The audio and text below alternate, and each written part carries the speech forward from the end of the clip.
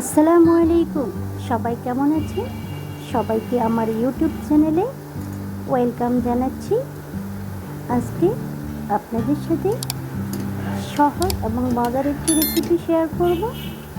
তার জন্য আমি এখানে প্রথমেই পাউরুটি নিয়েছি।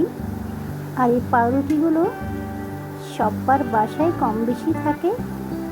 যখন আমরা বাইরে থেকে পাউরুটি কিনে নিয়ে আসি তখন দেখা যায় সবগুলি পাউরুটি খাওয়া হয় না, থেকে যায়। তো ফেলে না দিয়ে সেই পাউরুটিটা দিয়ে যদি একটা সুন্দর এবং সহজ ডেজার্ট তৈরি করে পরিবারের সবাইকে চমকে দেওয়া যায় তাহলে কেমন হয় বলুন তো?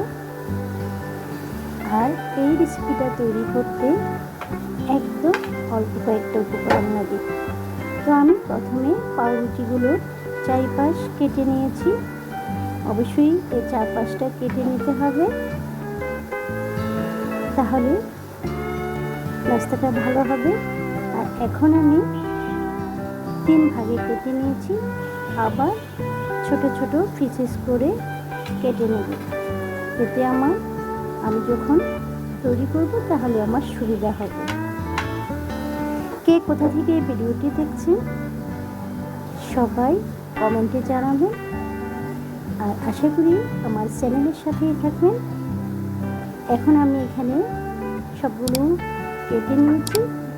এখন আমি কুসুম গরম দুধ নিয়েছি। আপনারা চাইলে এখানে পাউডার দুধ দিয়েও করতে পারেন, সেক্ষেত্রে পানির সাথে মিশিয়ে নেব। তো এখন আমি আস্তে আস্তে দুধ দিয়ে একটা নরম ডো তৈরি করে নিয়েছি। আর এখন 1 চামচ ঘি দিয়ে দিলাম।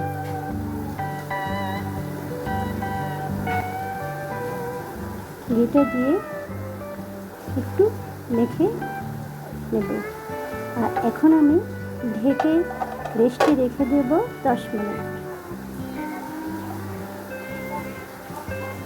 10 মিনিট পর ফিরে এলাম।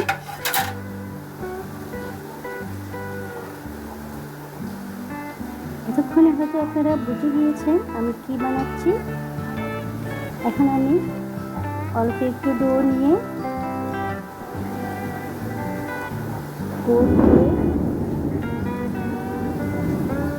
একটা শেপ দিয়ে নিচ্ছি।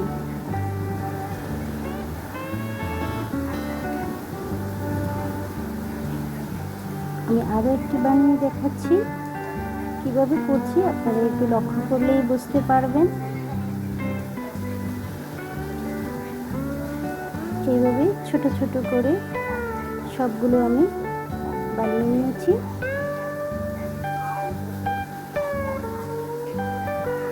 এখন আমি চলে যাব চুলায়।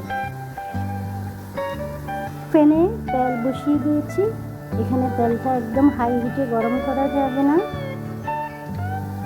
লাইট গরম হলেই আমি নাস্তাগুলো দিয়ে দিচ্ছি।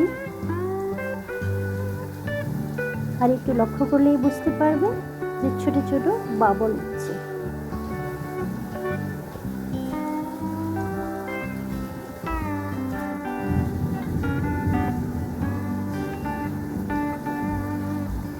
এইভাবে সবগুলো দিয়ে দেবো একটু ফাঁকা ফাঁকা করে।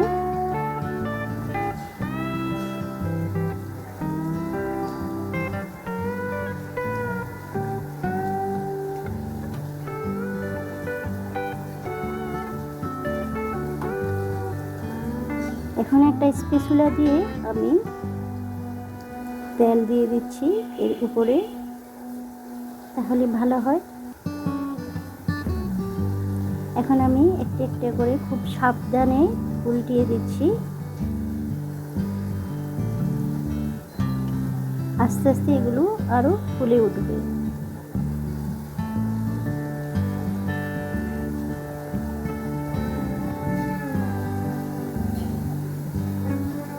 দু মিনিট করে মিডিয়াম টু লো আছে ভেজে নিতে হবে।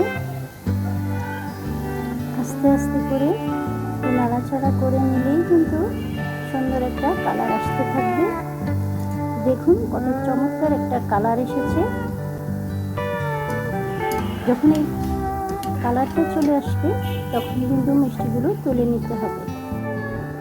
এখন মিষ্টিগুলো আমি এক সাইডে রেখে দিয়েছি। আর আরেকটা প্যানে আমি 1 কাপ চিনি, 3 কাপ পানি আর একটা এলাচ মুখ ফাটিয়ে দিয়েছি, তাহলে ফ্লেভারটা ভালো আসে। অপেক্ষা করবো একটা বলক আসার জন্য। এখন আমি সেই নাস্তাগুলো দিয়ে দিলাম এই চিনির শিরায়। এটা দিয়ে ঢেকে আমি 10 মিনিট জাল করব।